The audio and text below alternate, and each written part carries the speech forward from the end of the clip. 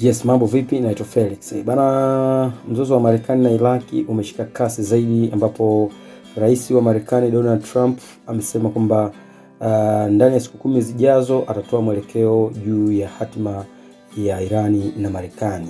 Lakini pia anasema kwamba ndani ya siku 10 kama maridhiano hatakuwa yamefikiwa, basi atatoa mwelekeo wa kutumia nguvu zaidi ya kijeshi. Lakini Urusi imetumia kama advantage, imeungana na Iran kufanya mazoezi ya kivita, ambapo wao wanachukulia kama swala la sehemu ya mafanikio ya kisiasa. Lakini Donald Trump anasema kwamba ndani ya siku 10 kama maridhiano hayatafikiwa, basi wao watakuwa na chaguo la kutumia nguvu zaidi ya kijeshi. Na ikumbuke kwamba tayari Marekani inasema kwamba ishapeleka baadhi ya meli za kivita, lakini pia imesogeza silaha nyingi za kivita, ambapo wanajeshi wengi wameshasogea pale maeneo ya bahari kwa ajili ya kujiandaa na mashambulizi dhidi ya Irani. Kwa hiyo tusubiri ndani ya siku 10 kama kutotokea kweli mashambulizi dhidi ya Marekani kama maridhiano hayatatokea. Endelea kufuatilia Mlo TV, naitwa Felix.